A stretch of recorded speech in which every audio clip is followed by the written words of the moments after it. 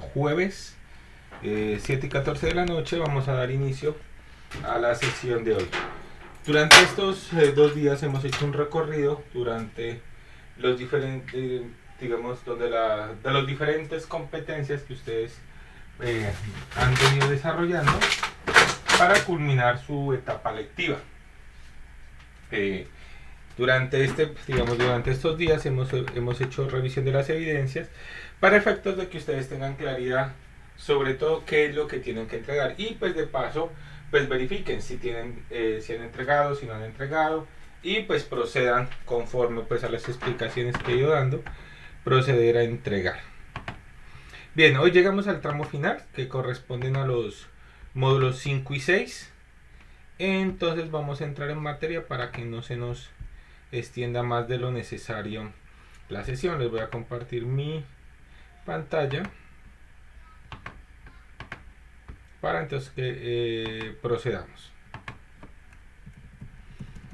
Listo, entonces módulo 5 corresponde a preparar los servicios y aplicaciones para la nube.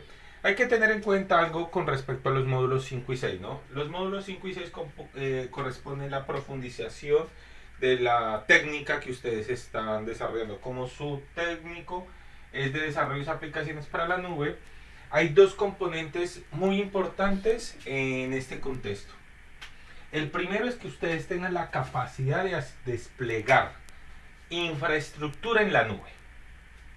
Eso es uno de los componentes más importantes de los que ustedes, digamos, tienen que apropiarse.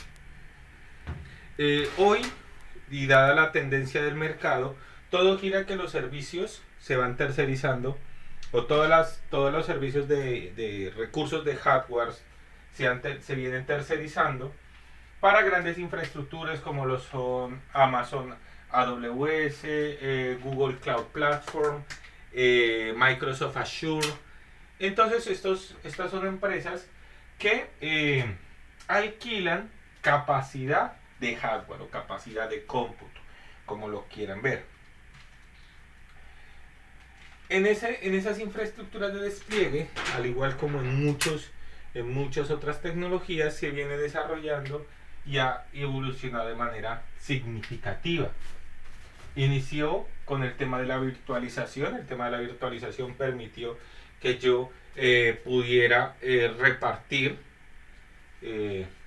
los recursos de hardware como si se trataran de una gran bolsa de recursos, donde dependiendo del número de máquinas virtuales que tuviese, yo pudiese compartir los recursos, y eso hacía pues que yo administrara más eficientemente mi infraestructura. Eso en sí mismo, cuando comenzó, generó un gran ahorro para las empresas. ¿Por qué razón? Porque ya no tenían que invertir en varios equipos de cómputo, en redes sofisticadas de comunicación, sino que bastaba con un equipo y una red sencilla de comunicación. Todo lo demás se podía virtualizar. Se podía virtualizar la red, se podía virtualizar las máquinas, y sobre esta máquina desplegábamos servicios. Bien, en la medida que fue evolucionando el tiempo, las máquinas virtuales se empezó a observar que eran redundantes en el consumo de ciertos recursos, en particular lo que corresponde a sistemas operativos. Cada máquina virtual tiene de particularidad que requiere un sistema operativo para funcionar. Entonces uno tenía básicamente en un servidor varios sistemas operativos instalados, porque correspondía uno el del sistema operativo anfitrión, que es la máquina física, y la otra un sistema operativo por cada máquina virtual. Si tenía 2 máquinas virtuales, entonces tenía 2 sistemas operativos adicionales. Si tenía 3 máquinas virtuales, 3. Entonces, para optimizar eso, aparecieron el uso de los contenedores. Los contenedores minimizan el uso de los recursos. Se denominan como técnicas de virtualización liviana, porque reaprovechan ciertos recursos. Básicamente, lo que ellos reutilizan son los kernel, porque los contenedores funcionan sobre Linux. Entonces requería un solo kernel para desplegar múltiples contenedores. Entonces ahí ya había un ahorro significativo de consumo de recursos, porque los sistemas operativos consumen gran cantidad de recursos. Posteriormente hablamos de técnicas, ya de despliegue. Primero hablamos de tecnologías y después ya hablamos de técnicas. Entonces, las técnicas que buscábamos o las que caracterizan a la nube son alta disponibilidad y redundancia, es decir, son dos características que nosotros esperamos en nuestras aplicaciones. Si nosotros desplegamos un servicio web, no importa de lo que se trate, buscamos que nuestro servicio web sea tolerante a fallos. ¿Cómo puede ser tolerante a fallos? A través de la redundancia. Adicionalmente, queremos que nuestro sistema crezca en la medida que crezca el servicio. Entonces, gracias a la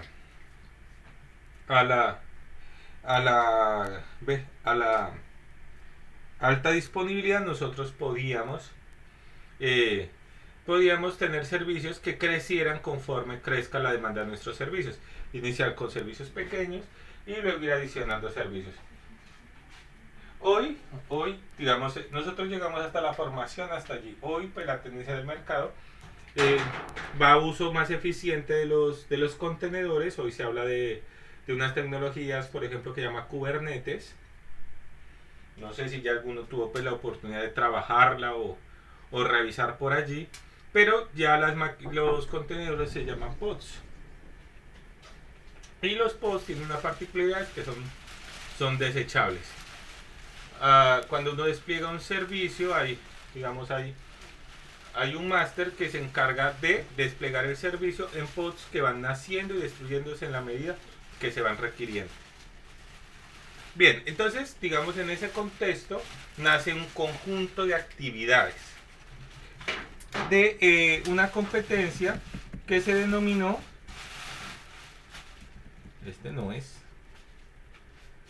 configuración de cómputo de acuerdo a las configuraciones de diseño y protocolos técnicos. Esta es la competencia, con mayor carga académica, porque constaba de 9 evidencias. A ver, 1, 2, 3, 4, 5, 6, perdón, 7 evidencias. 7 evidencias agrupadas en 4 resultados de aprendizaje. El primer resultado de aprendizaje contaba de 3 evidencias, el segundo resultado de aprendizaje de 2 evidencias, y los resultados de aprendizaje 3 y 4 correspondían a una única evidencia.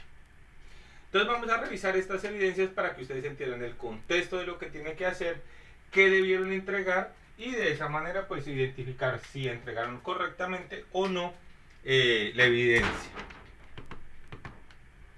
Entonces vamos a abrir por acá. ¿Dónde está? Acá.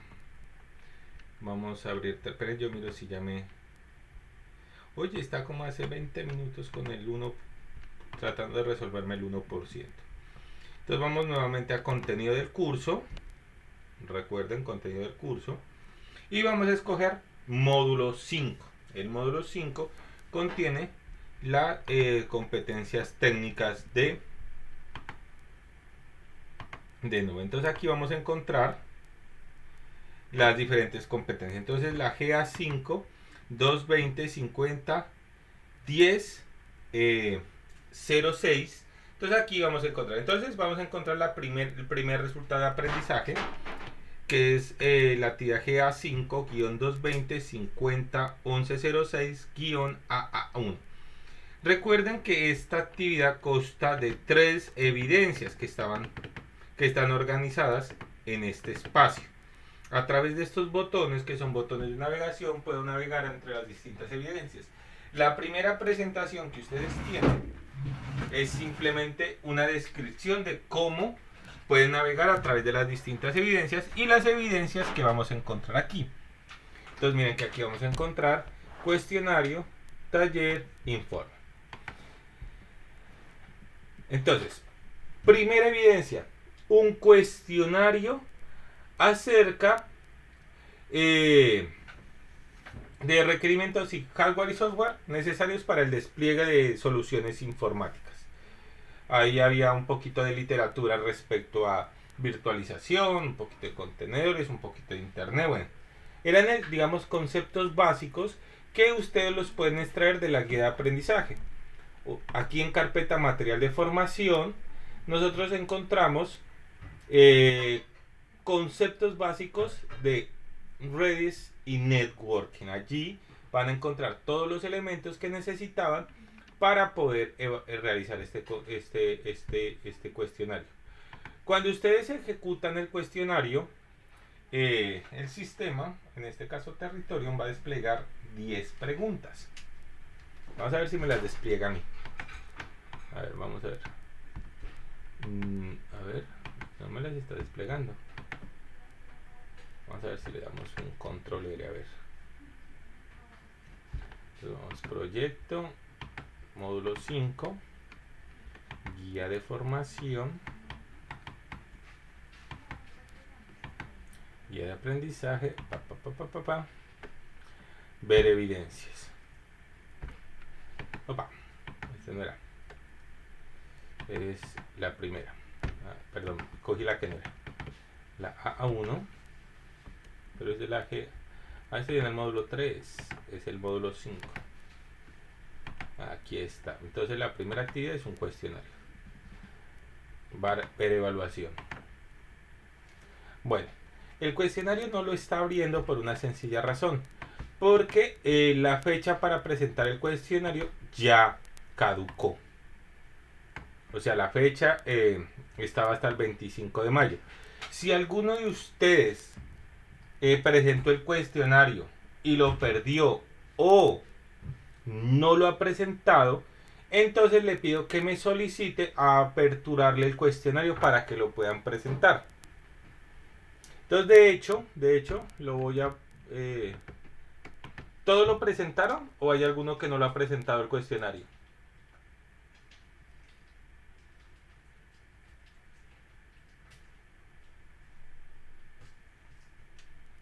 Cuéntenme.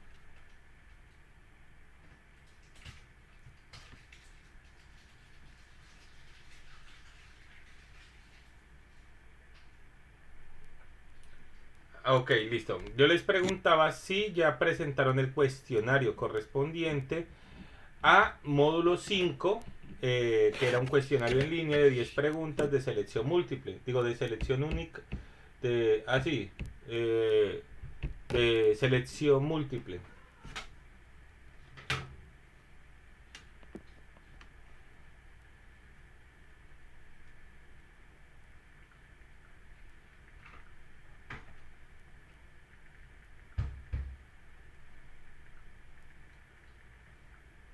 Ok, listo. El que lo tenga pendiente, entonces me informe. Yo con muchísimo gusto le procedo a abrir el cuestionario. Entonces el cuestionario simplemente eran conceptos supremamente básicos acerca de algunos conceptos. Listo. La evidencia número 2 correspondía a un taller de sistemas operativos. Aquí en el enunciado del programa, pues aparece, o yo de manera recurrente he venido publicando pues los diferentes talleres para que se les facilite a ustedes la realización de los mismos. O sea, no tengan que ir a la guía de aprendizaje y de pronto se pierdan navegando por allí. Bien, entonces, listo. Entonces, básicamente constaba de tres puntos. Ahí se les pedía que describan con sus propias palabras qué era la arquitectura cliente-servidor, qué es un sistema operativo y acerca de los tipos de licencia. Básicamente les dije, no, escojan 5 programas que ustedes utilicen regularmente e identifiquen qué tipo de licencia maneja cada programa. Porque existen diferentes tipos de licencia. Entonces, ahí tenían un ejercicio. Para ello, ustedes deben presentar un documento escrito. Ese documento escrito, ustedes respondían a esas 3 preguntas y posteriormente lo debían publicar en la plataforma. Un taller relativamente sencillo. Y finalmente, del resultado de aprendizaje número 1, viene la actividad o la evidencia número 3, que es del taller de requisitos no funcionales. Aquí tenía una particularidad. Si ustedes recuerdan nuestra sesión del día lunes, yo les dije que ustedes tenían que descargar un documento que era el IEEE 830. Ese documento es un documento formal para la especificación de requerimientos de software. Entonces, en ese taller que correspondía a requerimientos, ustedes tenían que llenar los puntos 1, 2, 3, pero del 3 no era necesario todo el 3, únicamente la sección de requisitos funcionales. Digo, sí, la de requisitos funcionales, que tenían que colocar 5 requisitos de un programa que ustedes les gustaría o están pensando en desarrollar. Bien, para este taller ustedes tenían que desempolvar ese documento, podían descargarlo incluso de la misma plataforma, pues del documento que ustedes subieron y ya se les evaluó. Y en este caso tenían que contestar solamente el punto 3.3 o complementar con el punto 3.3, que correspondía a los requisitos no funcionales. Entonces hablamos de los diferentes tipos de requisitos no funcionales, hablamos de requerimientos de seguridad, hablamos de rendimiento,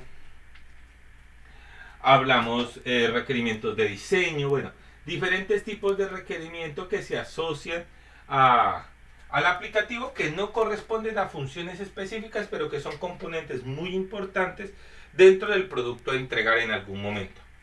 Entonces, en esta evidencia debían desempolvar el IEEE 830, que era el formato que ya habían previamente licenciado, y únicamente limitarse a complementar el sección de requisitos no funcionales. Entonces, digamos que las 3 primeras actividades eran actividades triviales: un cuestionario, un taller acerca de su opinión frente a ciertos conceptos, y definir requisitos funcionales tal vez era el que de momento podría generarles mayor dificultad, porque el entendimiento de un requisito no funcional a veces es un poquito complejo, sobre todo porque nosotros estamos muy dados a usar adjetivos frente a ciertas cosas que no son medibles.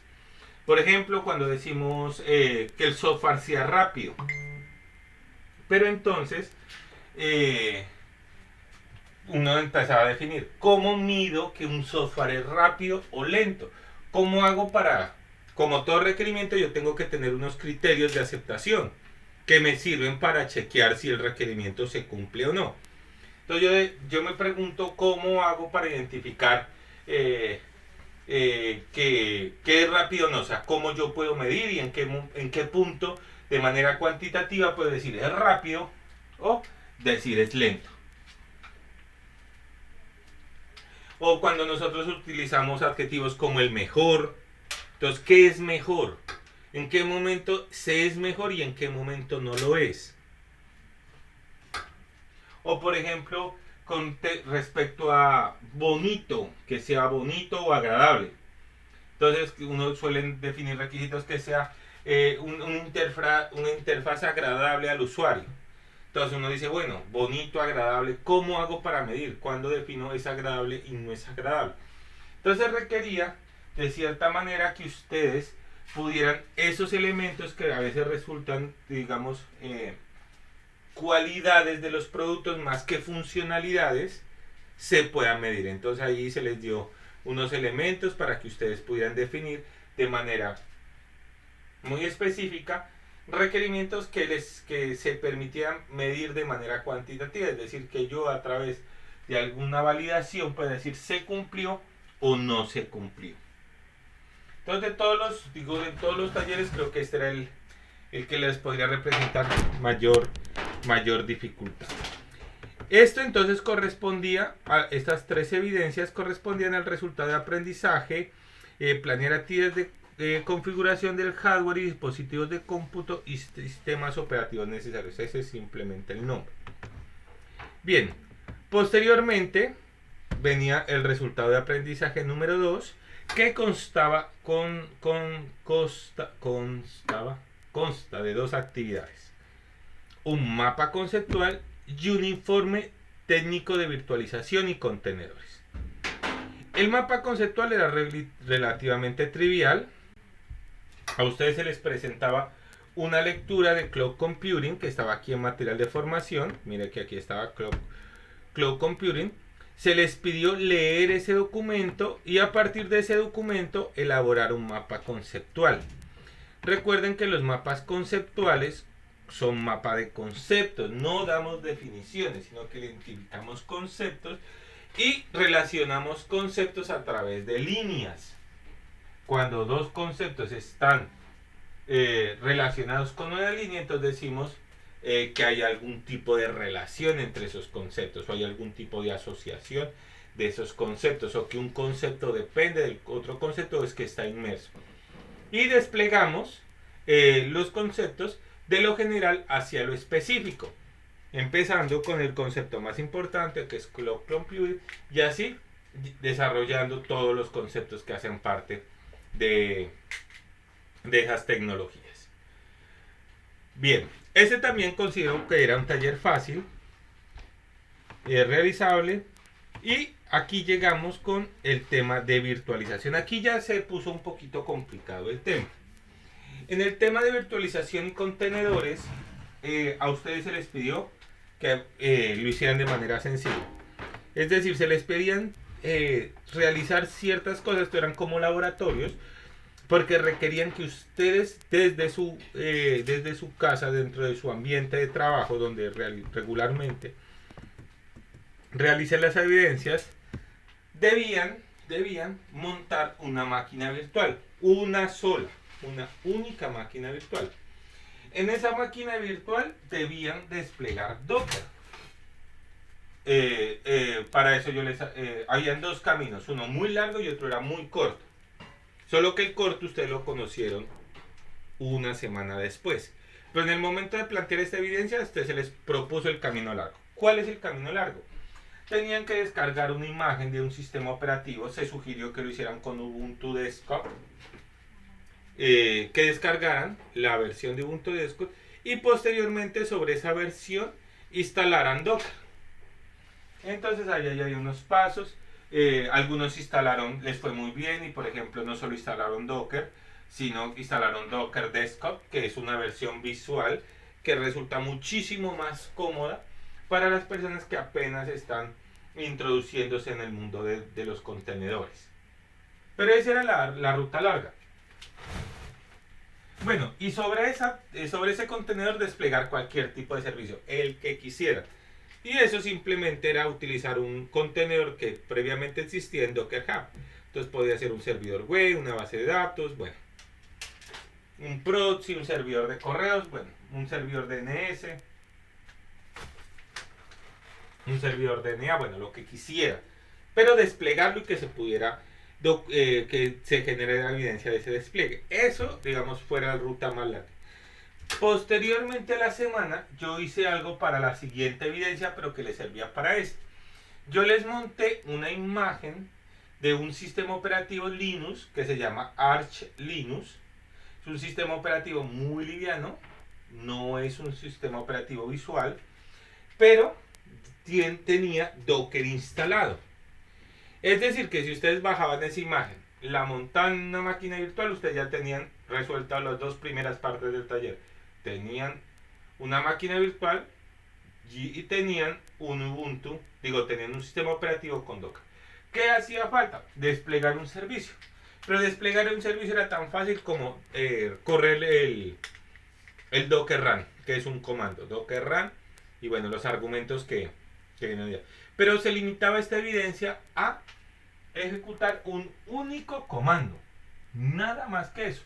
Obviamente, pues sí se requiere el ejercicio de descargar el disco virtual, montarlo en una máquina virtual y prender la máquina virtual. Pero ya tenían un trabajo adelantado.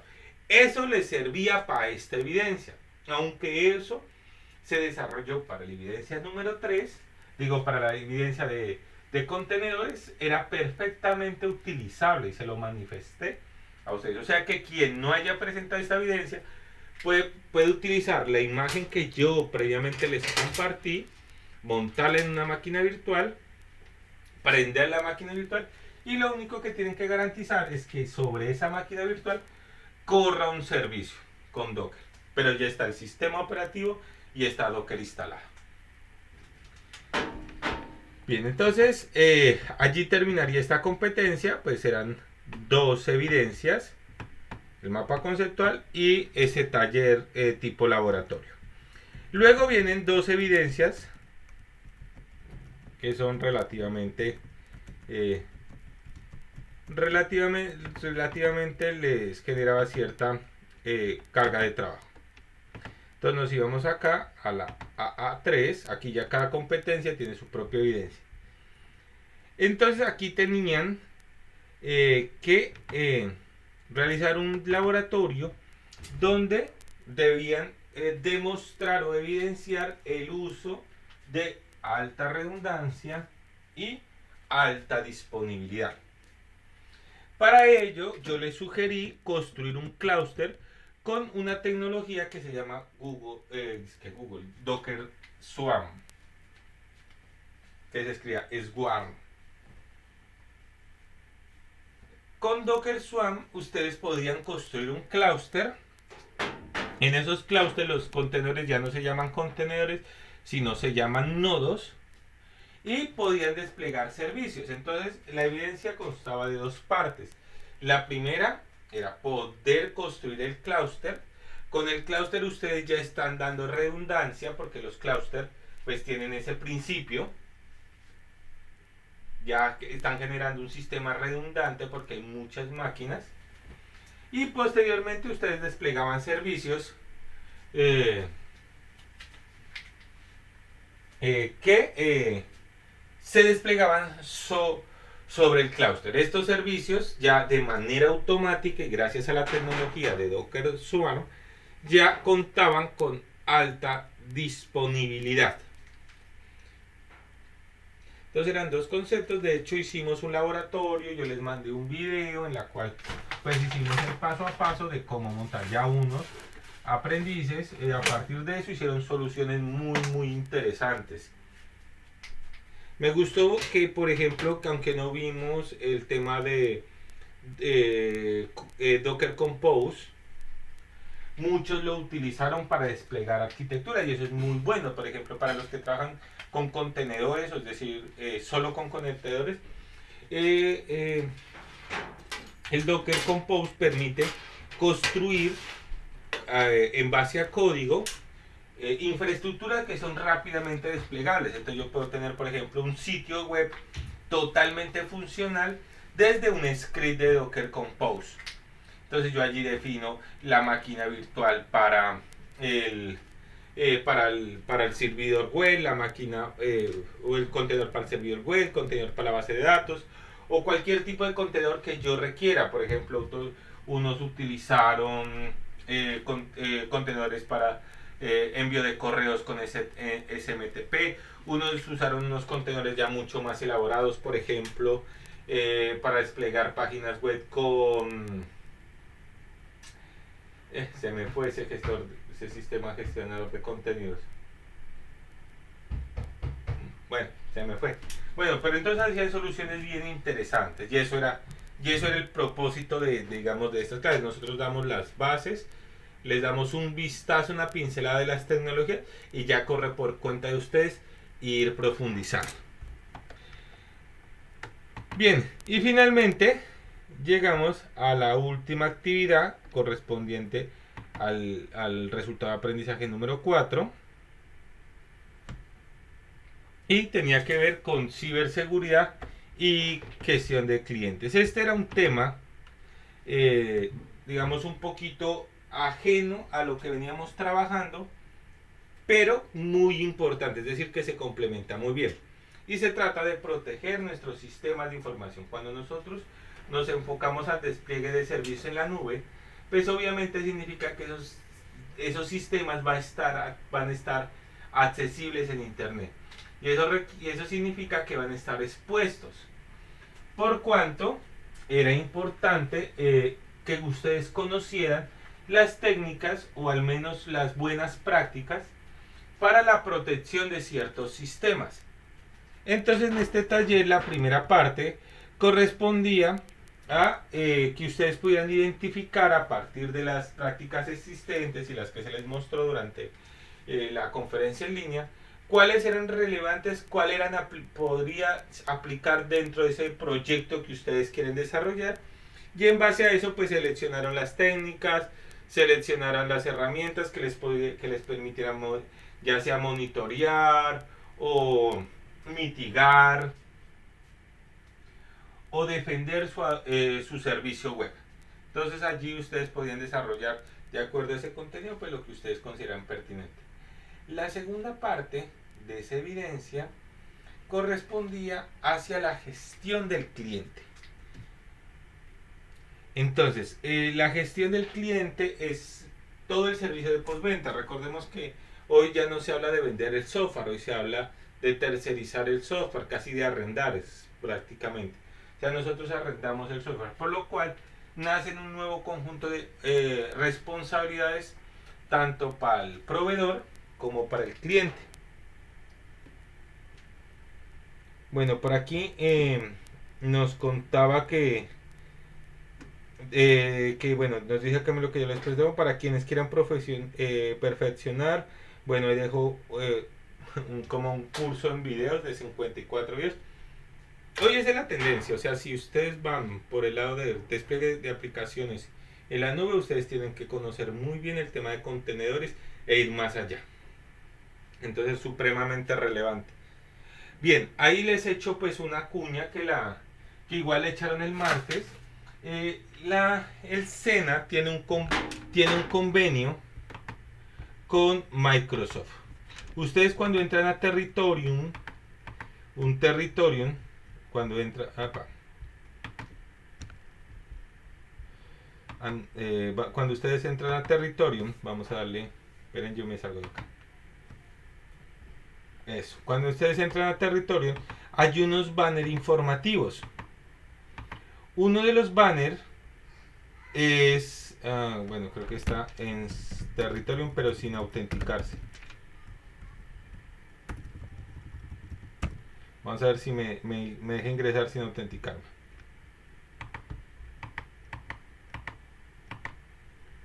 Aprendiz.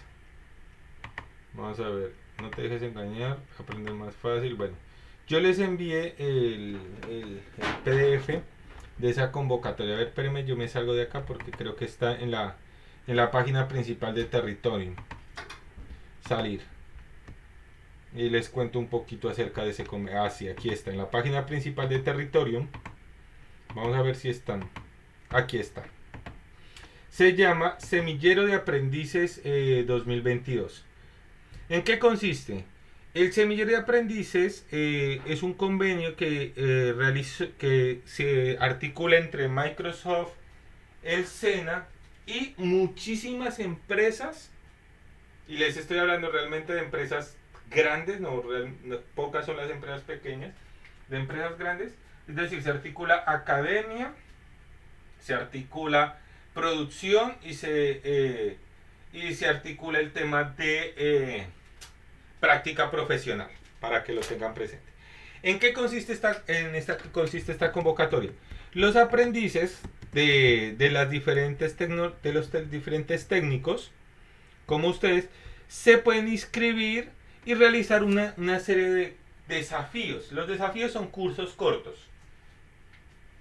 Los cursos son de diferente tipo. Miren, aquí está. Todos los técnicos de sistemas. Los desafíos son cursos cortos.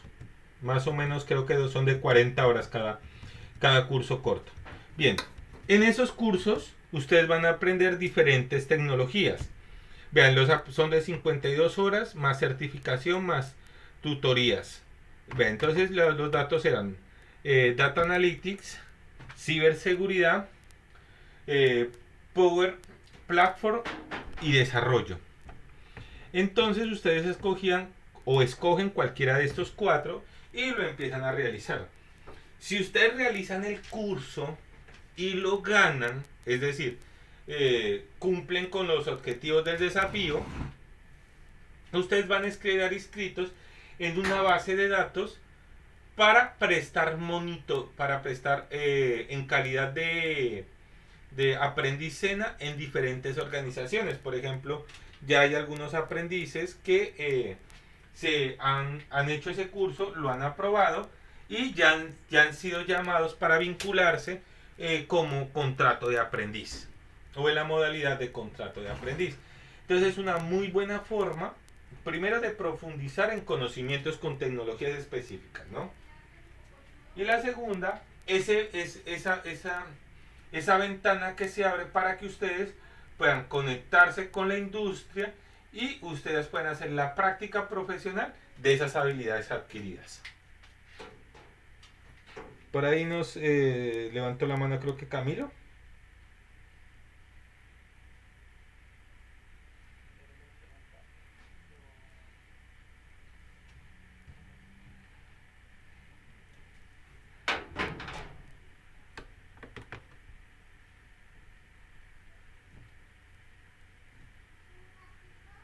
Ajá. ¿Cómo? ¿Me repite? No, una por una.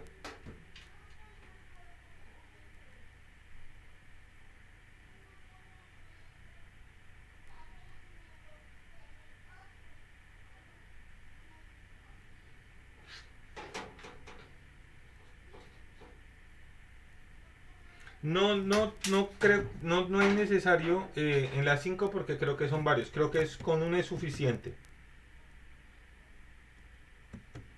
No es necesario. Ahí.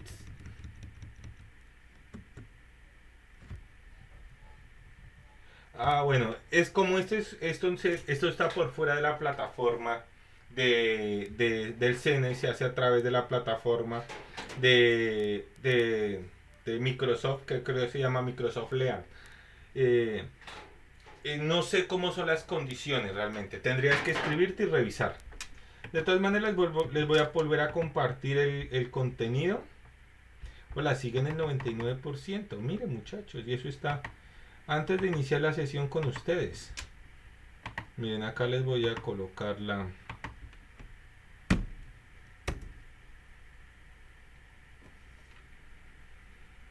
Sí, y eso, lo de Microsoft, claro, ustedes por ser estudiantes del SENA tienen derecho a Office 365. Pues eso a ustedes les da unos beneficios particulares. Entre eso, poder descargar Office licenciado a su computador, ¿no? Jean-Pierre.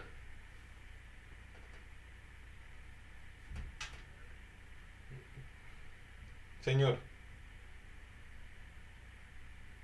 Ajá.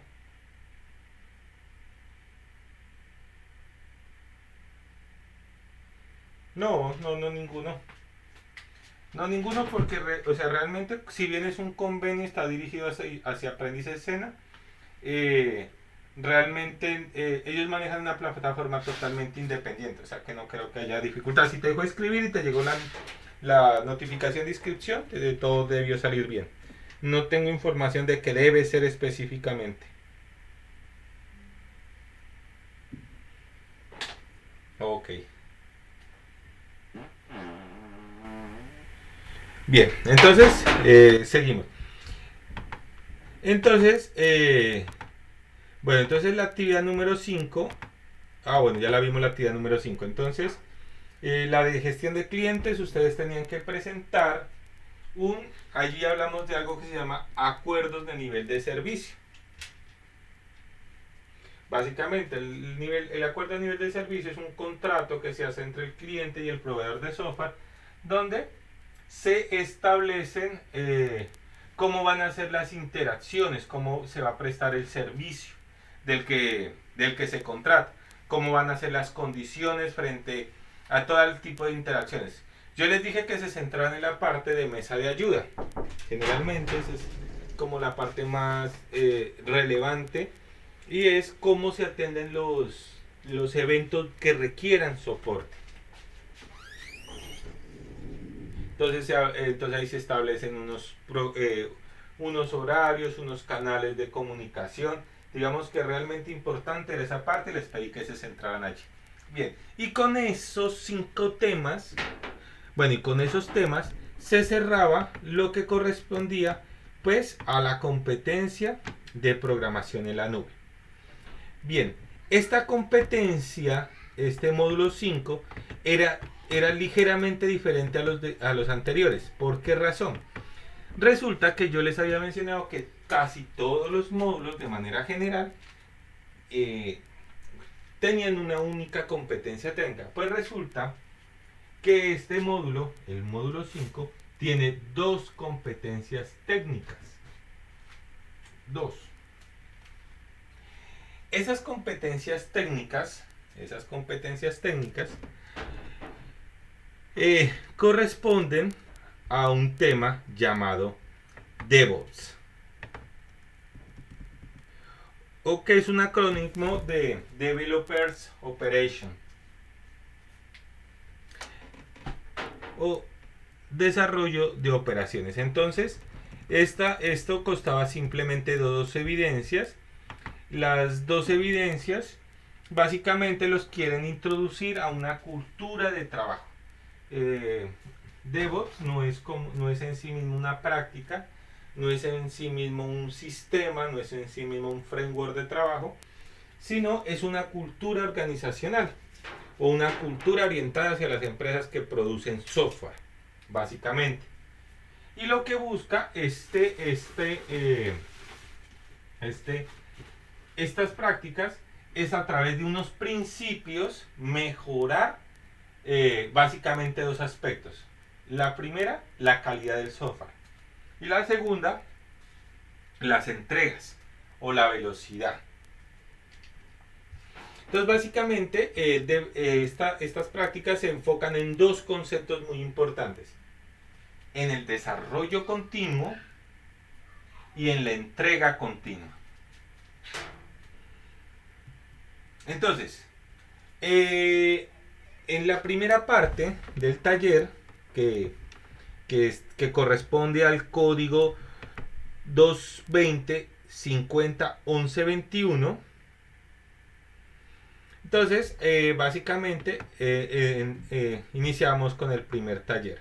Entonces, en el primer taller correspondía en que ustedes pudieran identificar las diferentes fases de esta cultura de trabajo, de DevOps, que son muy similares a las fases de desarrollo de software. Sobre esas fases, y ya que hay unos elementos, por ejemplo, DevOps se basa en una filosofía, en una cultura de trabajo que, por ejemplo, hace énfasis en la comunicación, hace énfasis en la automatización. Bueno, y eso pues se traduce en ideas muy concretas dentro del desarrollo. Entonces, en la primera parte se les dijo, bueno, ustedes vamos a empezar a revisar tema de automatización. ¿Eso qué significa? Ustedes van a identificar 4 etapas dentro del modelo de DevOps, y para cada etapa van a identificar software que permita automatizar las actividades que se realizan en esa etapa. De hecho, pues yo les facilité un PDF donde pues más o menos ¿qué? Por cómo me desautentiqué, ya me pide autenticación. Vamos a ver si me puedo autenticar otra vez.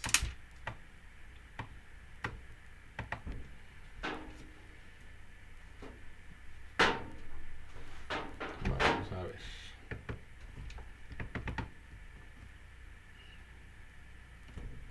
Sí, aquí está. Entonces aquí yo les hacía como un inventario de aplicaciones, herramientas que dan soporte a la práctica DevOps. Entonces, por cada una de las diferentes etapas, ustedes encontraban un conjunto de herramientas. Entonces, el primer taller básicamente trataba sobre eso.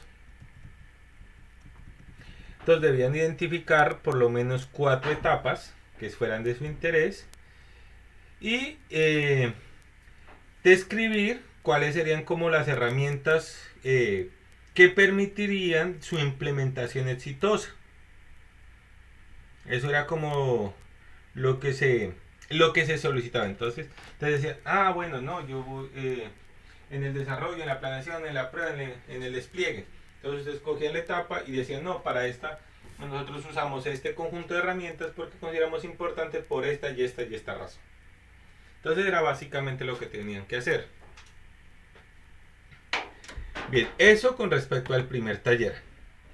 El segundo taller sí se centra de manera muy específica en lo que se denomina entrega continua y desarrollo continuo. Entonces ustedes tenían que hacer un laboratorio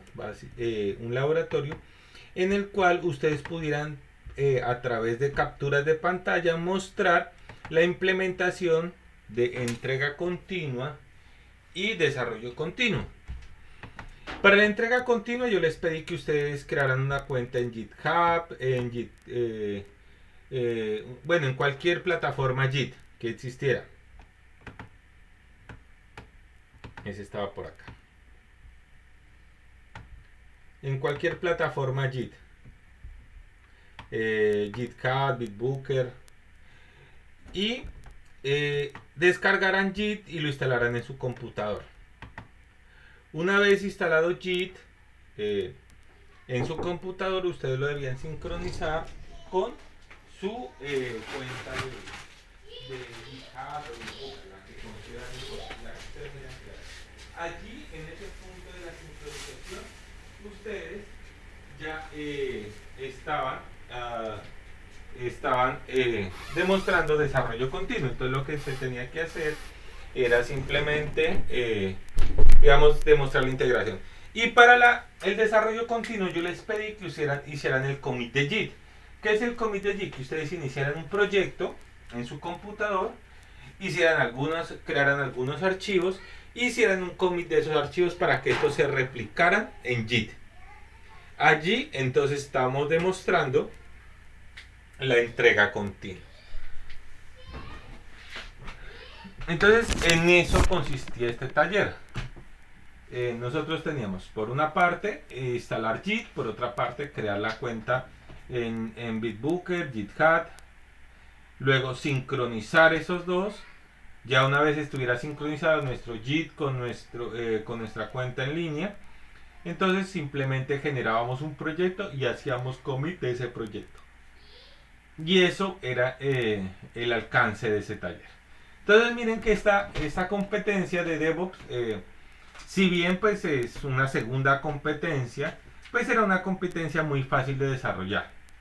No requería pues unos ejercicios ahí significativos de tiempo que les demandara digamos un esfuerzo mayúsculo. Eran tareas realizables, se ajustaron dentro del tiempo para que ustedes tuvieran la oportunidad de desarrollarlas. Bien, con estas dos evidencias que correspondían entonces al despliegue de aplicaciones en la nube, que recuerde son 7, son todas estas evidencias, y estas dos, teníamos un total de 9 evidencias. Es decir, que ustedes deben verificar que en el módulo 5 en total tengan 9 evidencias entregadas para dar cumplimiento con esa actividad. Y finalmente llegamos al módulo 6. El módulo 6 trata de hacer un recopilatorio de todo lo visto anteriormente. Realmente aquí era donde se les iba a exigir un poquito, porque aquí ustedes tenían que demostrar todo el aprendizaje adquirido durante estos meses de formación. Entonces básicamente ustedes tenían que presentar una actividad dividida en 4 partes, pero que era realmente una única actividad. Es decir, cada una de esas partes se programó o se organizó de manera secuencial. Entonces vamos a ir por acá. Vamos a ir a módulo 6.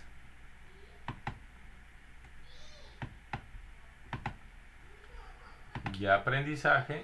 Y vamos a ver. Guía de aprendizaje. Guías de aprendizaje. Y aquí correspondían las actividades. Estas actividades se les asignaron el código 220 50 11 23.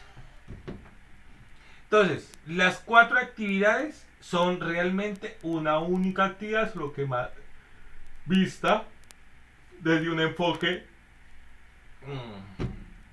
digamos, genérico. ¿En qué consistía esa gran actividad? Desarrollar una página orientada a servicios. Ese es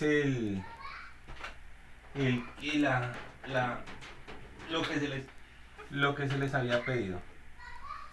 Una página orientada a servicios, una página web orientada a servicios.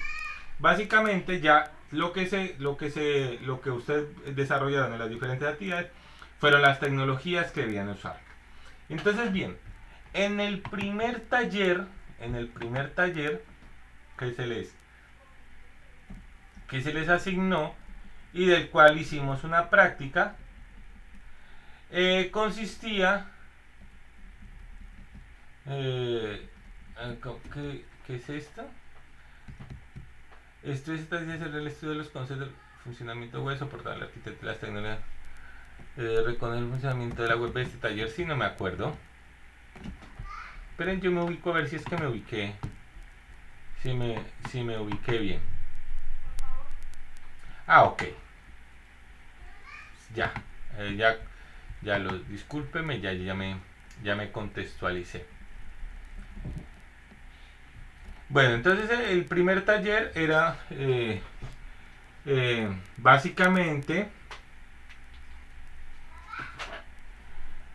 como material complementario. Esto era simplemente relacionado al funcionamiento web. Más importante para tanto como del cliente y los conceptos básicos de una arquitectura orientada a servicios. Bien, esto lo único que consistía era que ustedes estudiaran unos conceptos que estaban representados en este documento, y a partir de estos conceptos pues construir un informe de los elementos más importantes. Eso era todo, es decir, correspondía a un informe donde ustedes identificaban los conceptos y los desglosaban a partir pues de la información. Esta actividad, cuando se les las presentó como a manera investigativa. ¿Qué quiere decir? Que ustedes encontraron una información básica de esta actividad en las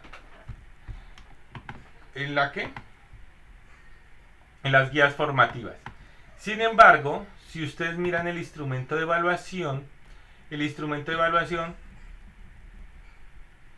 prima en que creo que es los creación continua. Claro, esto no corresponde, esa no es. En esta actividad se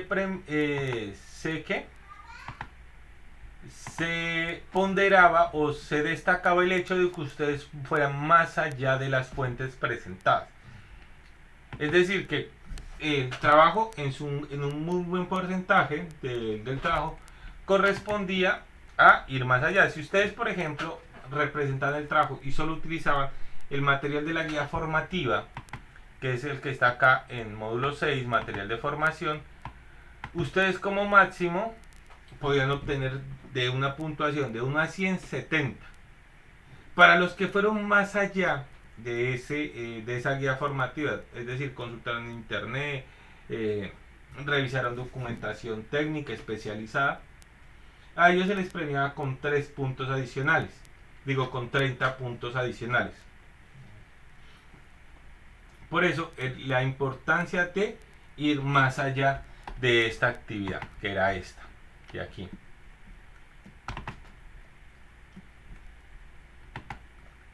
Aquí miren, el instrumento web. Me metí en el que no es, pero bueno, no importa, vamos a dejarlo por ahí. Bueno, la actividad número 2 era ya entrar en materia, era el laboratorio. Entonces a ustedes se les dividió el desarrollo de la aplicación web en 3 partes. La primera parte correspondía a construir el backend de la aplicación. Para eso se les sugirió unas tecnologías. Entonces les dijo, se tenía que usar API REST y utilizar Node.js para construir el backend.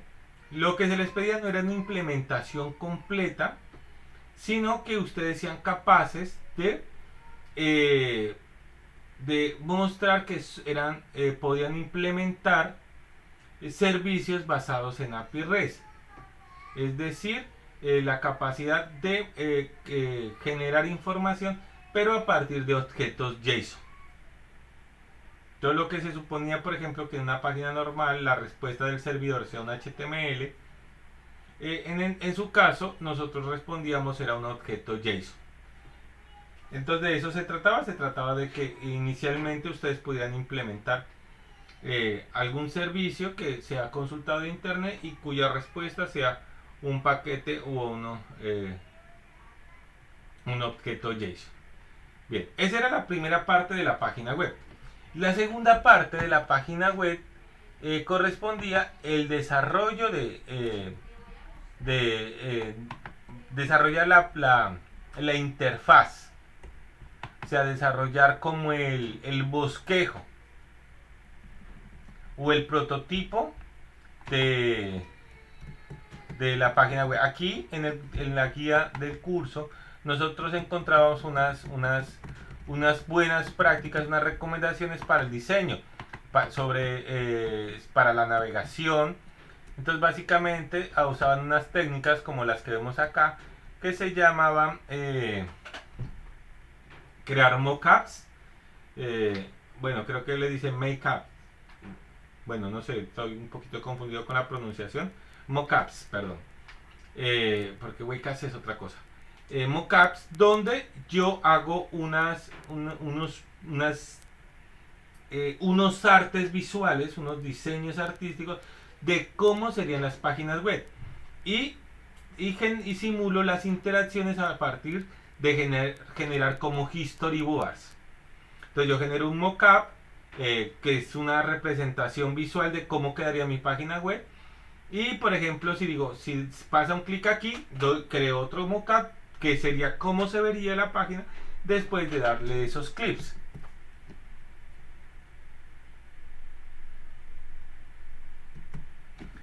Entonces aquí, por ejemplo, les sugerían pues una serie de actividades, pero digamos en conclusión se trataba de hacer el diseño. No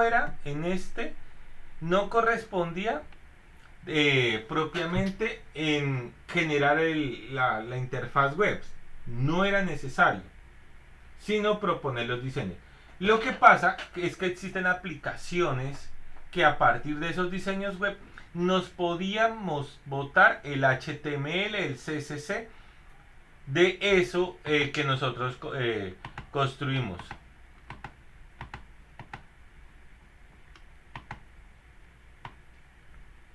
Entonces, eso lo podíamos, aquí sugerían una herramienta que se llama Materialize, que podían usar pues para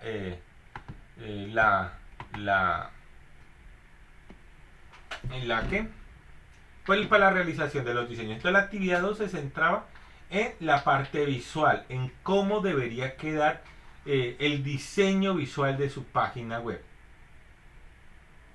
Entonces, en este caso, por ejemplo, en esta evidencia no se le solicitaba el hecho de usar propiamente las herramientas, sino les decíamos envíenos el código fuente, es decir, el HTML, el CSS que se les hubiese generado. Bien, entonces la primera actividad, recordemos, bueno, por acá Camilo, David, cuéntenme. Pero esperen a mí. Los escucho, Camilo.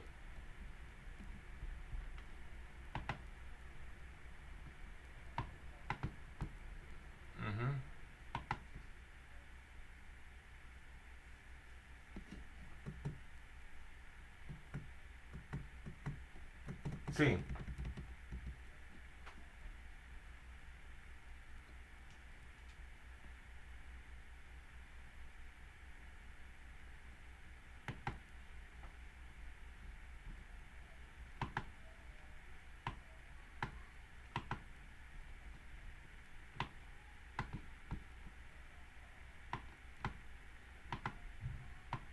Sí.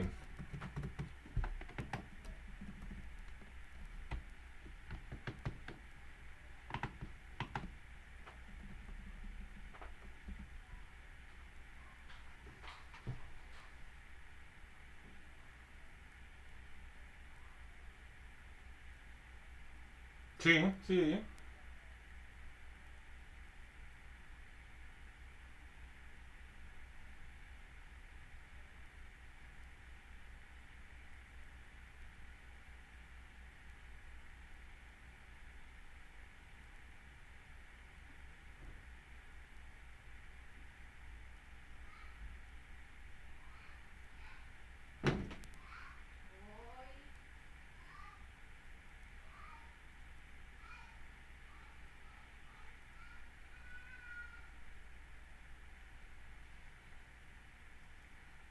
Ujú,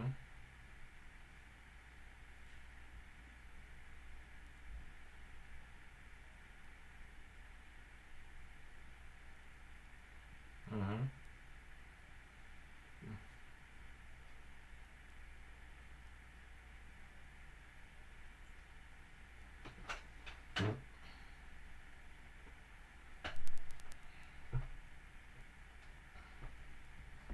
ujú.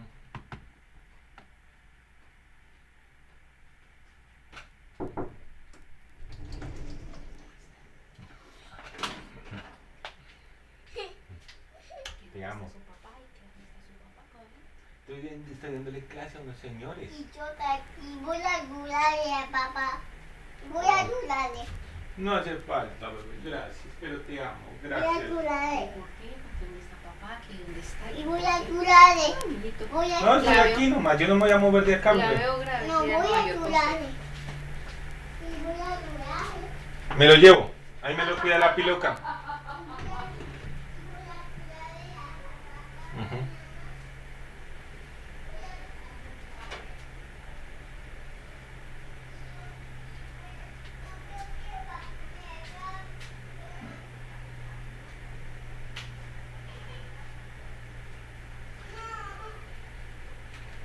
Bueno, voy a hacer claridad con algo a ver si te deja un poquito más tranquilo, Camilo. El objetivo de las evidencias no es, y vuelvo y repito, no es que ustedes presenten un aplicativo funcional. Es decir, ustedes una página súper completa con diferentes elementos. No, ese no es el objetivo de las evidencias. El objetivo de las evidencias es que ustedes demuestren conocimiento. Cada evidencia se evalúa un tema independiente. Entonces, por ejemplo, si evalúo el backend, yo no evalúo si implementaste o no el backend, sino lo que les pedí, que era que utilizaran API REST y que respondiera un objeto JSON. Si hace eso, al menos uno, entonces yo digo cumplió. Más allá si implementaste varias funciones o no, no se evalúa. Con el tema del diseño web, se evalúa la capacidad que ustedes tienen de proponer el tema de diseño y si ustedes se apegaron a alguna metodología, usaron alguna técnica para el diseño. Entonces, básicamente, eso se evalúa. No se evalúa el hecho de que si la hicieron aquí, en esta herramienta o la otra herramienta. Porque finalmente las herramientas son accesorios de los diseñadores. Hoy podemos usar una, pero después podemos usar otra. Y yo forzarlos a casarse con una herramienta, pues eso no va con mi filosofía. Entonces, para mí, más allá de si dominan una herramienta o no, es su capacidad de adaptarse frente a las necesidades y las herramientas disponibles. Y en el tercer taller, nuevamente, yo no evalúo el hecho de que el software esté completo. Y de hecho, se los dije, sería pretencioso pedirles que ustedes me entregaran un software completo. De hecho, les dije, implementen unas funcionalidades relevantes de su sistema. Pero a nivel de backend no es necesario implementarlos. Basta con que si ustedes implementaron una funcionalidad, con que la funcionalidad responda, soy la funcionalidad, por ejemplo. Yo les dije, no es necesario que me implementen conexión a base de datos. Pero si ustedes relacionaban una página, por ejemplo, que tocaba diligenciar un formulario y llenar el formulario, Era suficiente demostrar que la información llegó hasta la función donde, entre comillas, debería guardar la información en la base de datos. Y que me la mostrara por consola o algo así. Algunos siguieron eso, otros fueron más allá e implementaron cosas bastante interesantes. Pero entonces quiero que entiendan que lo que se evalúa no es el resultado de su aplicación como tal, sino se evalúan son los conceptos de formación, si los aplicaron o no. Si los aplicaron independientemente del estado del desarrollo de su servicio orientado hacia la web, se les va a evaluar positivamente. No es por el hecho de que, ay, mira, yo no alcancé, hice esto, no. Los conceptos que se evalúan están muy bien definidos. Entonces, los conceptos lo que se evalúa, no el resultado propiamente de lo que alcanzaron o no hacer. Cuéntanos, David.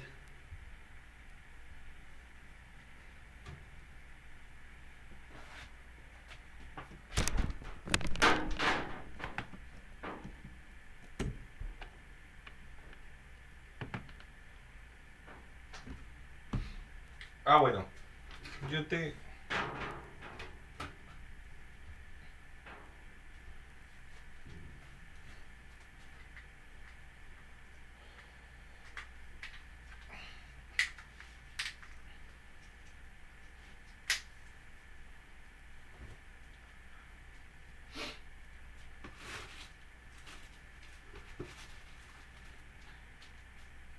Ah, ok.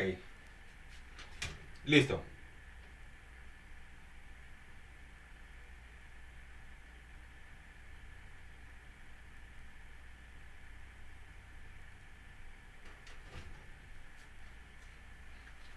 Exactamente. O sea, lo que buscamos lo que se busca es que ustedes también adquieran ciertas habilidades, ¿no? Y esas habilidades, ustedes no son diseñadores web. O sea, yo no les puedo evaluar el diseño. Porque esta no es la competencia, mejor dicho, este es el técnico equivocado para evaluarles el diseño. De hecho, sí hay un técnico para desarrollo de páginas web y allí seguramente habrán otros elementos que sí son relevantes para la formación que salió. En mi caso, y lo que se les pide a ustedes es que cuando ustedes desarrollen una página web, tengan en cuenta que el diseño es importante. Ah, lo siento. Bueno, les decía que en este técnico yo no les voy a evaluar diseños. No me corresponde hacerlo. De hecho, existe un técnico de desarrollo de páginas web, un yes técnico, donde sí se adquieren herramientas, sí se adquieren competencias orientadas al diseño y seguramente allá sí son relevantes. Aquí no. Aquí me interesa evaluar es que ustedes adquieren unas buenas prácticas y las buenas prácticas lo único que nos dice es utilice una herramienta de diseño para generar las interfaces web. Pero usted hágalo de la siguiente manera. Proponga unos mockups. Esos mockups pueden generar una history board. O sea, ustedes saben qué es una history board, ¿cierto? Bueno, pero para los que no. Esto viene de los muñequitos. Es un guión gráfico, miren. Esto es una history board. Espérate, entonces vamos a buscar aquí.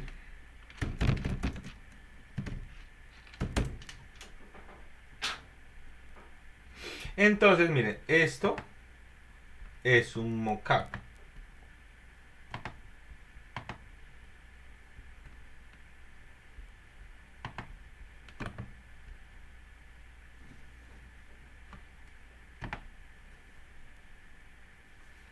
Bueno, lo que pasa es que, miren, sí y no. Lo que pasa es que no te puedo decir que sí, porque técnicamente sería errónea la respuesta. O sea, no te puedo decir que es no. Pero sí lo puedes usar y ya te voy a explicar por qué sí, pero técnicamente no. ¿Qué es lo que pasa? Cuando nosotros estamos, eso que nosotros hicimos se llama prototipos, no se llama make-up. Se parece, pero no es lo mismo. Tienen tienen o enfoques muy diferentes. El prototipo es una versión de diseño muchísimo más rústica, porque yo no evalúo elementos de diseño. Yo solo quiero evaluar la funcionalidad de los requerimientos. Entonces, si en un requerimiento me dicen, yo le doy clic al botón crear usuario, a mí solo me tocaba en el prototipo dibujar el botón crear usuario. Y yo generaba una historia, una historia de gráficos con la interacción. Entonces le doy clic al botón crear usuario y me aparece el formulario. Entonces yo creaba el formulario ahí básicamente. Entonces, digamos, sí, en ese sentido, sí. Lo que pasa es que esos prototipos no están orientados hacia propiamente el diseño, ni se pide que cuando se generen los prototipos tengan que ver con el diseño. Simplemente es una técnica para evaluar el cumplimiento de un requisito. Y a partir de allí nosotros nos podíamos dar cuenta si el requisito estaba mal elaborado o no. Ahora bien, hubo muchos que me presentaron diseños de interfaces. Entonces, si bien se los valí porque básicamente podía ver la interacción, porque a mí lo que me interesa no es el diseño de la página, sino la interacción de la funcionalidad, que si dan un clic aquí, ¿qué les va a aparecer? Y si le dan un clic acá, ¿qué vuelve y les aparece? Si se los valí, pues ese no era el propósito. Entonces, por eso te digo, no es lo mismo un prototipo que un make-up. El make-up sí es una versión preliminar del diseño y se acerca mucho al producto final. Y de hecho, esos make-up uno los socializa con el usuario y los va refinando. Y el producto final debe ser muy, muy similar al make-up. Más, el producto final no tiene por qué parecerse al prototipo, porque el prototipo solo evalúa funcionalidad. Ahora bien, esa digamos es la respuesta técnica del por qué no son lo mismo y por eso mismo no se pueden utilizar. Ahora te voy a decir por qué sí. Muchos me presentaron diseños me presentaron interfaces muy ricas gráficamente. Esas pues digamos que sí las podrían utilizar, pero te lo explico de esta manera porque no quiero que termines esta sesión pensando que las dos cosas son lo mismo y que sirve la una para la otra. Son dos cosas distintas que tienen enfoques distintos, que pero por una situación que se da aquí en la formación utilizaron una cosa para otra y les encajó de chiripazo, es otra historia. Entonces, si tienes en cuenta esa consideración y a partir de esa consideración dices, si es que el prototipo que diseñé es rico visualmente, me sirve, entonces yo te digo, sí, utilízalo. Pero quiero que tengas claridad en eso, no es lo mismo ni tienen finalidades similares. O sea, tienen dos enfoques totalmente distintos. Pero si consideras que lo puedes usar, utilízalo.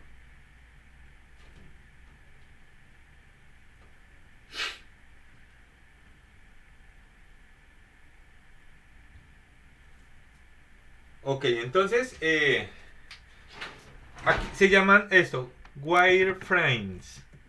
Entonces, miren, esto es lo que uno hace. O sea, uno genera la estructura de la página web. Menús, contenidos, segmentos o secciones de la página web. Yo les recomiendo y eso se lo recomiendo ahora. ¿Ustedes saben qué es una landing page?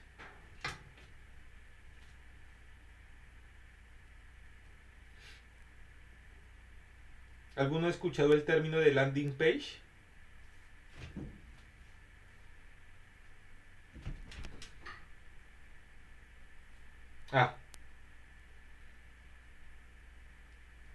Claro.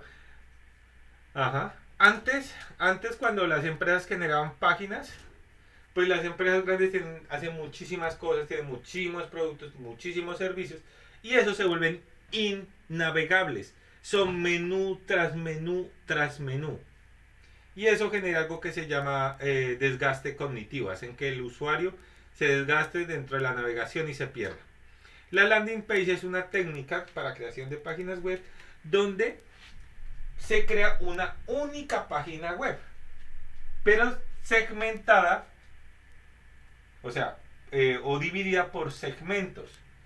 Pero los segmentos están en la misma página. Entonces cuando le doy clic, él no me abre otra página, solo me desplaza al segmento de la página web que quiero resaltar. Eso se utiliza ahora muchísimo. Por ejemplo, todas las páginas web orientadas a servicios que ofrecen algún tipo de servicio, la landing page es ahorrativa, no desgasta, rica, son más estéticas visualmente, pero entonces en una única página web, esto es una landing page.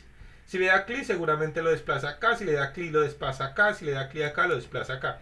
O sea, no abre nuevos vínculos, no genero mucho, o sea, no genero páginas HTML, genero una única página que simplemente se está refrescando. Entonces, miren, esto es lo que se les pedía. Ahora bien, hay herramientas que hacen esto y que aparte generan código. Pero si ustedes lo quieren hacer con otra herramienta que les genere el HTML, válido para mí. Lo único que yo quiero que tengan en cuenta es que existen técnicas de diseño y que uno puede diseñar, o sea, es decir, pensar cómo será los elementos de diseño, la distribución de espacios, contenidos dentro de la página antes de hacer la página. Pero como quieran, para mí es válido. Eso sí, tienen que subir el código. Lo que tienen que subir. Pero si subieron capturas de pantalla, pues no me molesta. Se las evalúo sin inconveniente. Cuéntame, Jan.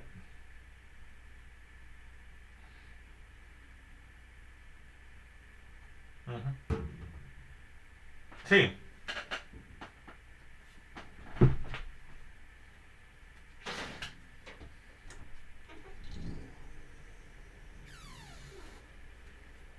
Con dips, ajá.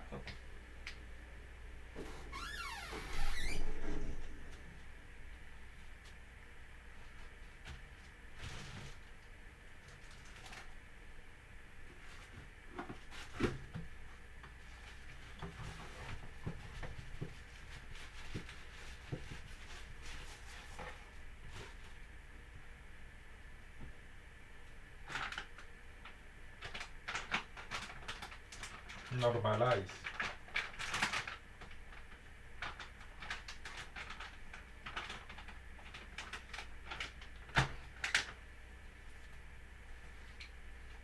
Bueno, eso sí, tecnologías hay muchas, ¿no? Está Bootstrap, está jQuery. Todas esas permiten de alguna manera hacer responsive las páginas web. Lo que les quiero decir es que existen herramientas que les facilitan el diseño. Por ejemplo, si ustedes utilizan un gestor de contenidos, ¿quién me menciona un gestor de contenidos?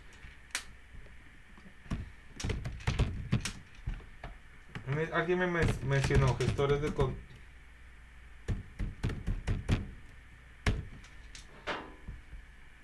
Eso, los famosos CMS.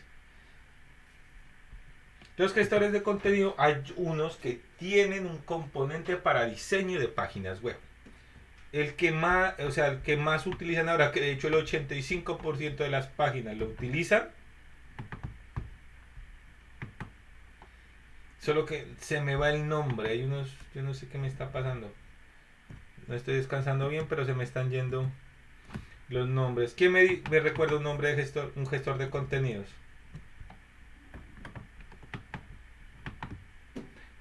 Exactamente, WordPress, el WP. WordPress, Joomla, por ejemplo, Drupal, miren acá está. Aquí están las imágenes.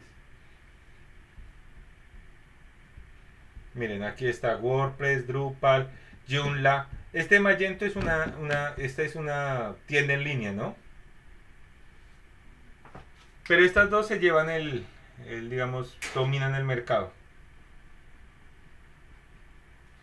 Entonces, ellos tienen unos componentes para hacer esos diseños, y eso es arrastrar cosas. Eso es poner Eso es arrastrar cositas y uno las diseña supremamente fácil y eso bota el código HTML. Entonces la herramienta es libre.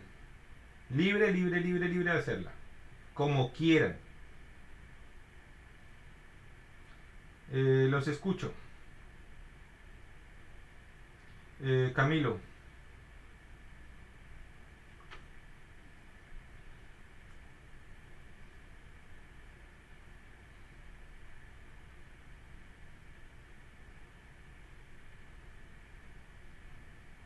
Ah, bueno, Postman es en la del API REST. En la del API REST, que es la actividad número 2 de la última competencia de módulo 6. Resulta que yo les pedí que ustedes montaran el backend en API REST, ¿cierto? Con Node.js. Pero les pedí que las pruebas las hicieran con Postman. Postman es una aplicación que se instala. Yo creo que la tengo acá. Esta, Postman.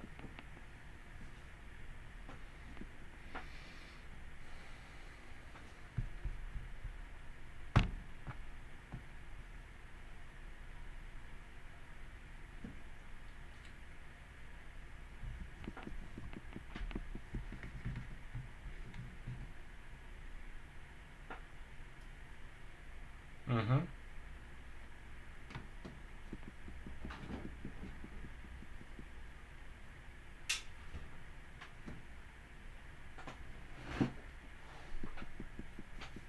No, no te preocupes, no te preocupes. Eso.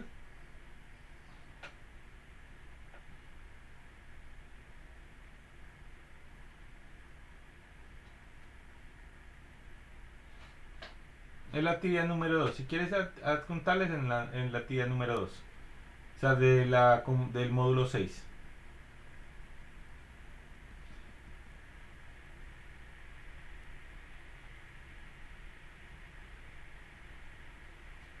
Ok. Listo. Ok, con gusto. Hernán, te escucho.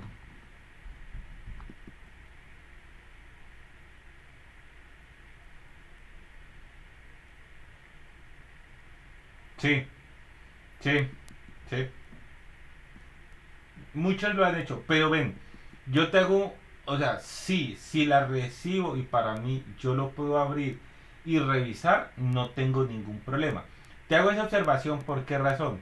Cuando mandan enlaces, algunas veces esos enlaces o la plataforma no los coge o los pega mal y hace que yo no les pueda revisar. Entonces te sugiero que si la vas a publicar con enlace, adicionalmente por interno, me mandes el enlace por WhatsApp. De tal manera que si no me sirve el enlace que aparece en la plataforma, yo puedo revisar el de WhatsApp y validar y evaluar tu evidencia. Porque si no me abre, no te la puedo evaluar.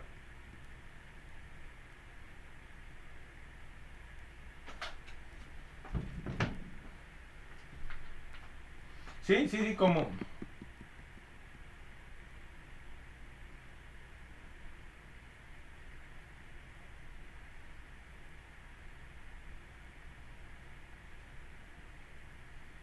Vale, vale, ok. Entonces, ya, hasta ahí, claro, entonces la evidencia número 1, pues el taller de investigación. Recuerden, componente importante era ir más allá del documento. Taller número 2, hacer el backend con API REST y hacer unas pruebas en Postman. Taller número 3 correspondía entonces a hacer los diseños gráficos.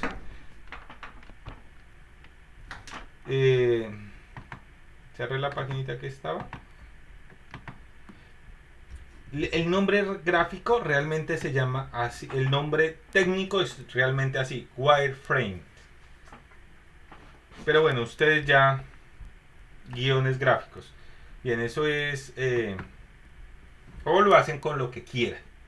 Finalmente es simplemente ver que ustedes van desarrollando esas competencias. Y finalmente llegamos a la última evidencia, que corresponde al front-end. Entonces aquí teníamos que desarrollar el front-end. El front-end tenía que conectarse con el back-end, ¿no?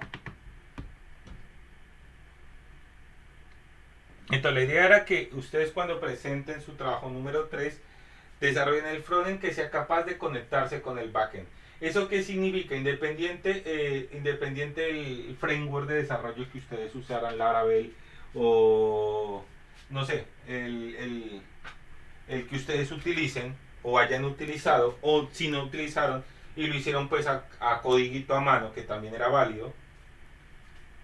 Independientemente de eso, su frontend debe ser capaz de consumir recursos de API REST. Entonces, por eso hablan del consumo. Es decir, ¿qué es consumo? Para que lo tengamos claro. Yo hacer una llamada del pad o los diferentes pads que ustedes tengan de su backend, y a partir de la funcionalidad ustedes puedan utilizar esos pads, ya sea que tengan que enviar datos o solo tengan que recoger datos, pero que se vea la interacción entre el frontend y el backend. Se evalúa nuevamente que eso esté dentro del diseño que ustedes propusieron en la evidencia anterior. Entonces miren cómo se van conectando las evidencias, ¿no? O sea, lo primero es tener el frontend. O sea, lo segundo es conectar el frontend con el backend. Es decir, prueba de interacción de los diferentes pads que ustedes hayan colocado allí. Tercero, que el diseño propuesto esté implementado.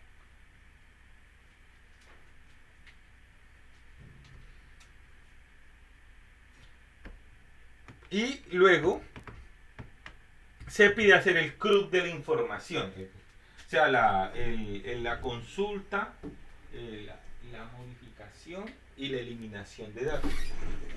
Yo les dije, a manera de facilitarles el trabajo, que no era necesario conectarlo a la base de datos. Bastaba simplemente con invocar la función.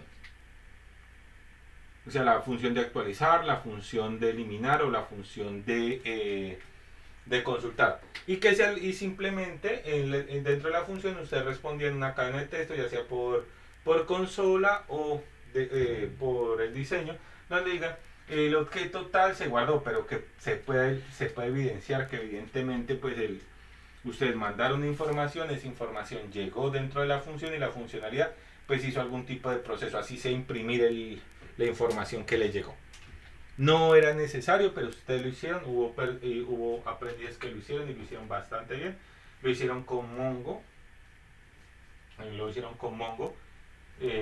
Y pues eso es perfecto. Recuerden pues que uno pide un mínimo para probar la evidencia, pero ustedes pueden ir muchísimo más allá, y de ahí para más allá de lo que se les pide, pues es simplemente aprendizaje para ustedes. Pero yo como evaluar me limito a lo que está en la guía de evaluación, y la guía de evaluación es tener un frontend, tener un backend, tener un diseño, integrar esos tres elementos, y una vez integrados pues demostrar la interacción. Y eso correspondía a la actividad número 4. Y con esa actividad entonces cerraríamos la sesión que tenía preparada para el día de hoy, salvo pues ustedes tengan alguna pregunta o alguna inquietud que tengan por hacer. La idea es que tengan la claridad de qué es lo que tienen que entregar. Si ya lo entregaron, saber que lo entregaron bien, o si lo van a entregar, decir, bueno, ya tengo lo que se necesita, lo voy a subir, o me hace falta, entonces voy a entregarlo.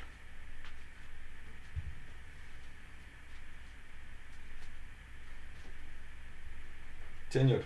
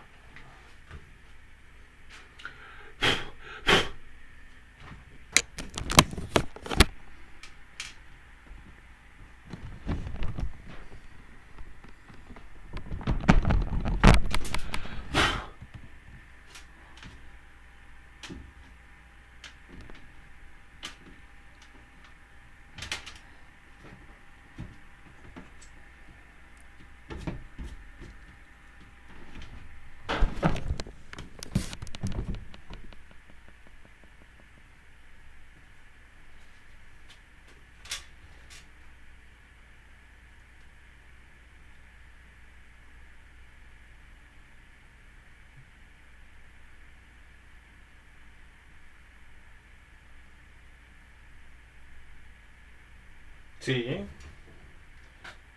Ok, clarísimo. Ah, bueno, entonces escriben por interno y yo te oriento en ese sentido. Sí, o sea, la idea es que vos creaste un HTML y no sabes cómo ese HTML consume esos servicios desde... Ok, no es lío. Me escribes y yo te mando, yo te envío documentación que está mejor dirigida y que sé que te va a ayudar.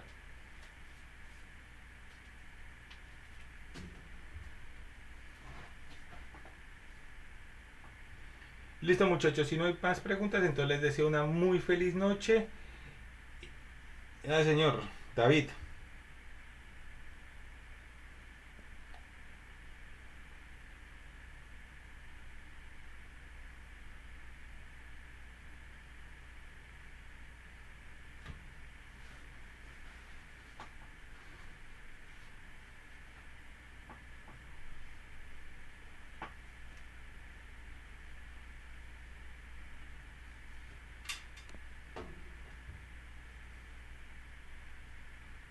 Ujú.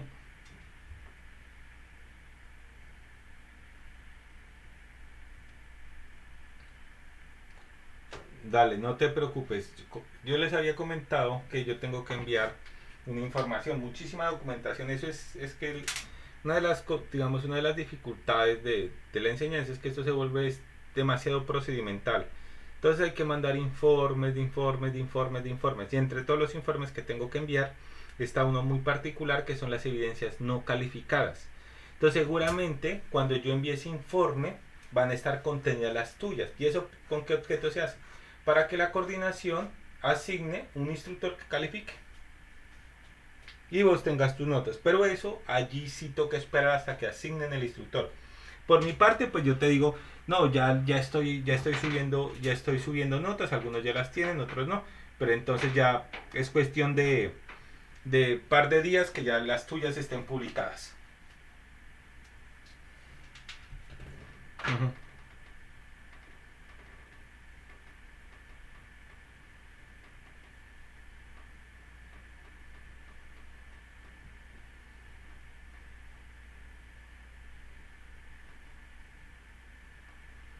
Uh-huh.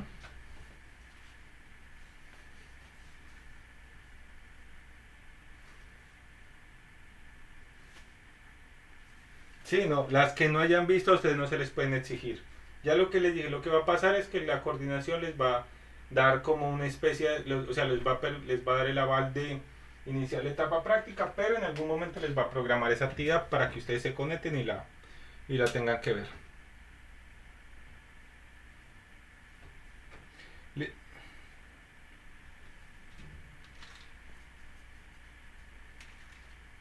Ujú. Listo muchachos. Vale, que tengan feliz noche.